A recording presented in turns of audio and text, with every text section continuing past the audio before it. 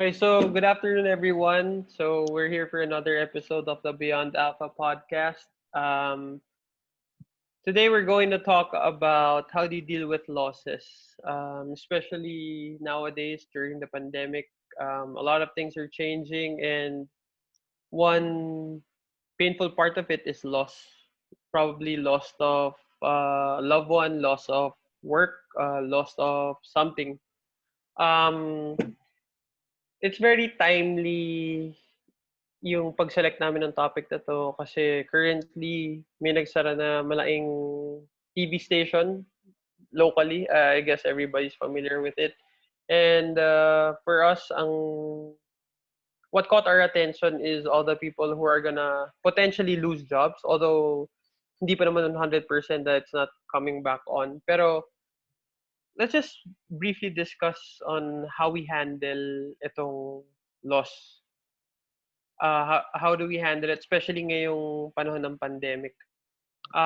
So as always, I'm here with my partner Brian, and we're gonna talk about how we handle losses or ano ba yung mga pwede nating gawing key takeaways or key how do we adapt to it basically, Mm. right? Yep. Good afternoon, everyone. So, yun nga yung nasabi ni JP. M- Mahirap masabi. Kagaya nun, it's, sabi, it's one of the established brands and company na dito sa Philippines eh. Diba? And, kumbaga, institution na yan eh. And with all the things that happening in the background, hindi natin alam, di ba? Nagsara. So, you can never really tell na yung isang bagay is nandyan, like your job. So, hindi mo masabi. Now, pag nangyari, how do you handle it? So, in my opinion, you have to take responsibility rin talaga. Halimbawa, nandyan na. So, how do you move forward from there? So, most of the people, sasabihin nila, definitely yun, nilalaban. Kung ano pang pwede nating isalba doon, kung ano pa yung pwede nating ayusin doon, then let's take the actions that are required. Halimbawa, yun nga, definitely lalaban yung company eh. Diba? Kasi, syempre, it's more than just a business eh. Diba? Nandun rin yung passion nila and kumbaga, yun na rin, part na ng buhay nila yun. So, in our case, halimbawang mangyari, and hopefully wag naman, 'di ba? Halimbawang mangyari din sa atin yung gano'n na halimbawa nawawalan tayo ng job dahil nga sa uncontrollable things na nangyari. How do you handle it? So, yun, nandiyan na, tanggapin mo. Then next step, kung kailangan mo maghanap ulit ng bago, then hanap ka na. Kagaya ngayon, nandiyan naman yung Google, nandiyan naman yung mga platforms. Ang dami ng platforms to look for a job, 'di ba? So, that's taking responsibility eh. Letting go of the things na hindi mo makontrol and taking responsibility or having the focus dun sa mga bagay that you can. So, yun, hanap ka bago.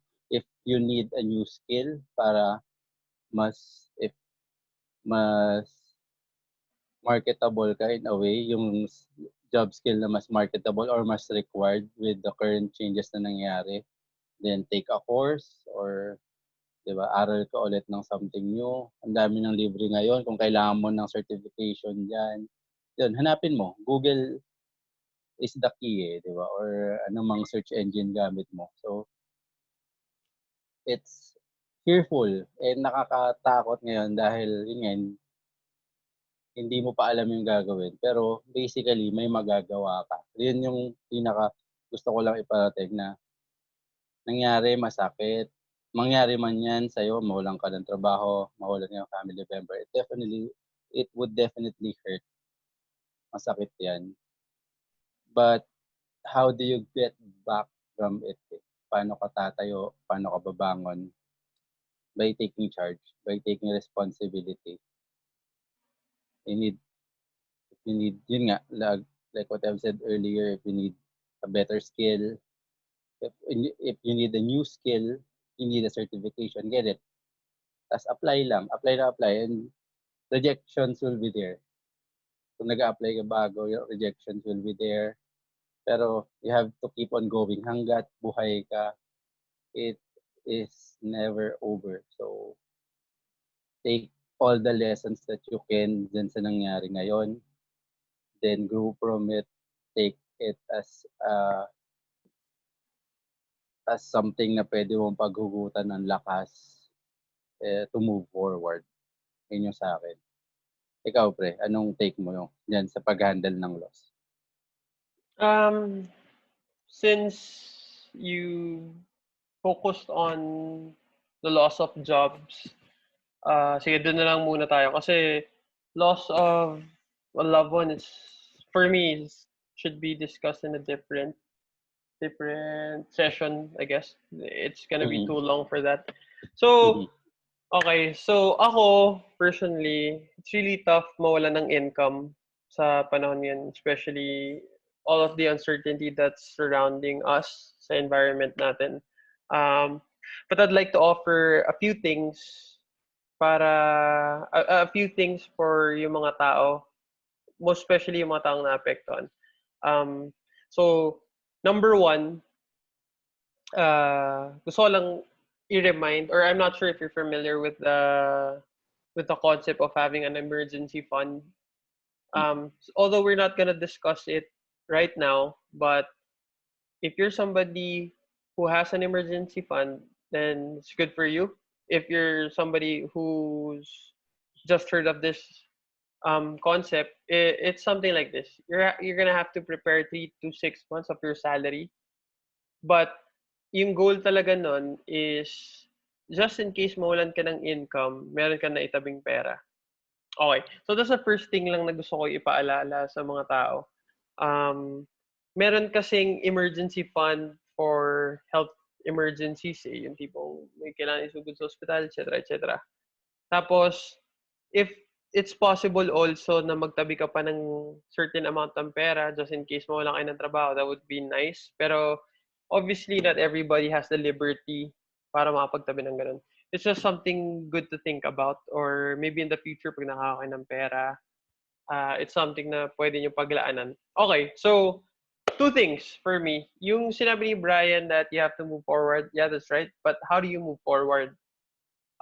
Number one, if para sa akin, if you're computer literate, that's you already have an advantage. Since most of the jobs are moving towards a digital space, there are a few like a little bit well-known websites where you can look for work. Upwork, Upwork.com, ata, I'm not sure. So number one, where Monster. can you look for work is Upwork.com. Tama. They look for professionals who can work remotely. So if you're one of the fortunate people who have internet and who has their own computer, you can look for a job there immediately. Maraming headhunters then that could help you out. So that's an immediate source of work na pwede mong tignan. Um, I guess you gotta work your way. From what I know, you gotta work your way towards a higher salary dyan. Especially kung hindi ka skilled, hindi ka skilled worker. If you're a developer or any work that's computer heavy, like an editor or designer, makakapag-demand ka ng rate mo dyan. So it's a very good launching point for you kung mawalan kayo ng work. Um, para sa mga tao naman na hindi gaano kagaling mag-computer at walang hard skill na computer-based, don't worry, maraming trabaho dito na naghahanap sila ng customer service representative, admin support, yung virtual assistant, dito po yun. Mm-hmm. Dito kayo makakahanap ng trabaho na kagaya noon.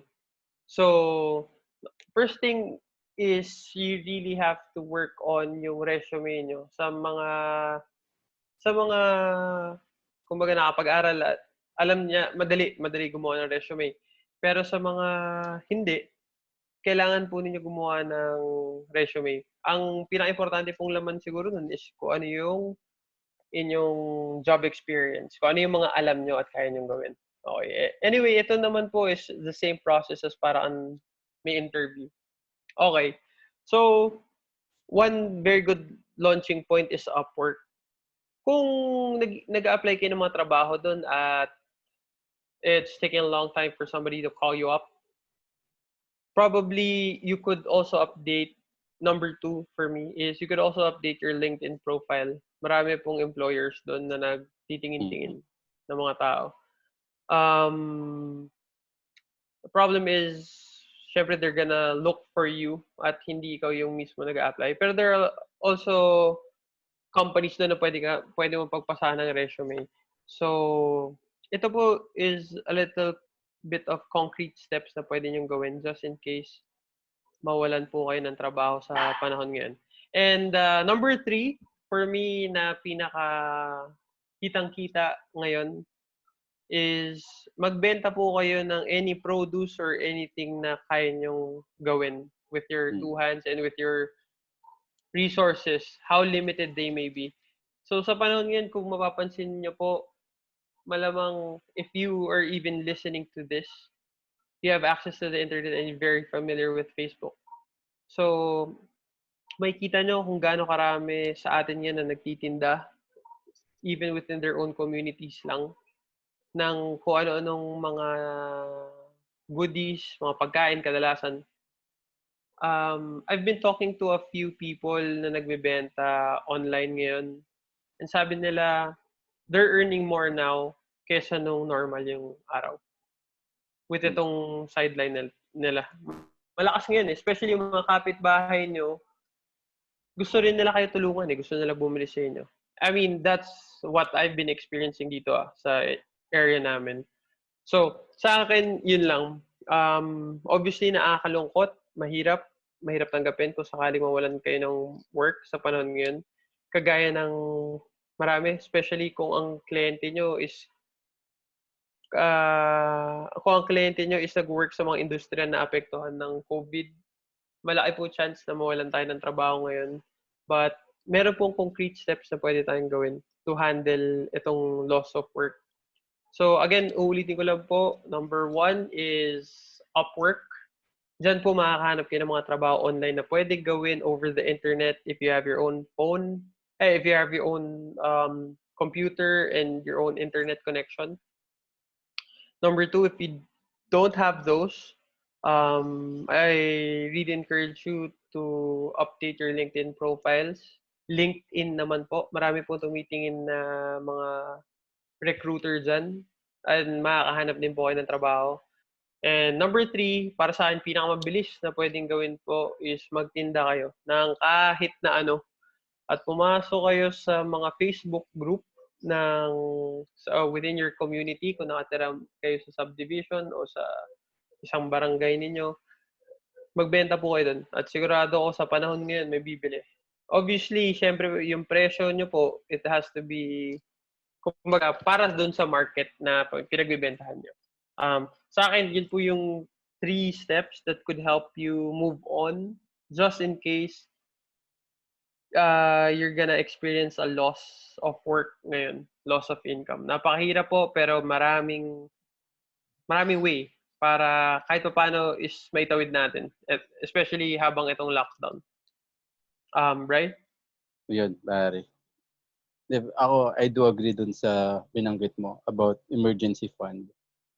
So yun nga, kung halimbawang napaghandaan mo na before, halimbawa yun nga, ikaw yung tao na nawalan ngayon, napaghandaan mo before, nakapagtabi ka ng emergency fund, good for you. Kung hindi naman, kung makahanap ka na ulit ng bago, now it's a good time to start yun nga, building up yung emergency fund mo. So at least 6 months or kung kaya kahit pang isang taon para during the time na naghahanap ka ulit ng bago, meron ka and yung family mo na magagamit, 'di ba? So, that's definitely a good point, yung emergency fund, Chong. So, yun, laging babalik yan, emergency fund, sa money management. Alam mo naman yung amount na pumapasok sa'yo. So, kailangan mo rin talaga na ibaba yung expenses mo para may sumobra na maitatabi mo talaga. Gano'n kasimple yan. Pero yun nga, kailangan mong maging realistic and honest diyan. Baba mo yung hindi kailangan na gastos para may maaalat ka, may maitatabi ka. Dapat nga unahin mo yun, eh. Kailangan mo i-set kung ano yung kailangan mo itabi para ma-build mo kaagad yung emergency fund mo. And yun, yung loss of a job, it's a matter of perspective, eh. So halimbawang nawalan ka, and kung halimbawang yung current mo na yung trabaho mo before bago mo nawala is gusto mo talaga, makakahanap at makahanap ka ng kapalit diyan. Kung hindi man, kung halimbawang nawalan ka man ng work tapos hindi talaga yun yung work na gusto mo, it's a matter of perspective, eh. Puwede mong tingnan as an opportunity yun to start to, transition dun sa mas gusto mo na work. So, halimbawa naman na yun nga, na yung skill or wala ka pa nung skill or any qualification or certification na required dun sa gusto mong work, then for now puwedeng kumuha ka muna ng work ulit na yun, let's be realistic, that would pay the bills for now. 'Di ba, mga gamit mo mahirap din kasing gumalaw and mahirap yun nga na walang pumapasok na income. So, habang, ginagawa mo yung job mo for the bills, tabi ka na puwede mong gamitin pagkukuha ng ipon para makuha yung certification or yung training na kailangan mo para dun sa required na job mo. Na yung dream job or halimbawang magsa-side hustle ka man, may gusto kang business na itayo, 'di ba? Parang tiis muna, tiyagain mo muna yung trabaho na yun nga, na hindi mo man gano'n kagusto, pero kung makakuha ka ng gusto mo na rin at the same time, gawin much better definitely. Pero ang in my opinion, yun nga, habang ginagawa mo yun, nagtatabi ka or nag-aalat ka ng puwede mong invest dun sa side hustle mo or invest sa training or certification na kailangan mong makuha para maka-move ka, maka-transition ka dun sa mas gusto mong gawin. Yun yung akin, pre. So, anything else, Chong, sa'yo to add up para i-wrap up na natin yung episode? Um, Again, it's a tough time right now, but there are few options available sa atin. Um, Mhm. it helps to be informed. By the way, dadagdag ko lang, number one, Upwork for work. Number two, LinkedIn for resume. Singit ko lang, if may gusto kayong matutunan habang yung quarantine at meron kayong konting tatabing pera, udemy.com. Kahit Mhm. anong skills na gusto niyo develop, pwede niyo i-check doon. And number three, if medyo mahina tayo sa mga computer skills, pero meron tayong natatagong galing sa pananahe, pagluluto, or kahit ano pa yan, pwede po tayo magbenta sa internet. Sa Yep. Facebook, i-utilize po natin yung Facebook. Ah, Mhm. yun lang for me. Ayun. Thank you. Yan, nagbanggit si JB ng mga posting sites. So, ito yung mga other add-on pa dun sa mga puwede mong tingnan ng other sites is one is Indeed.com, Glassdoor, Google for Jobs, Pinoy Jobs, JobFinderPH.com, Jobstreet.com, Online Jobs PH, Yora, Craigslist Manila, Best Job PH.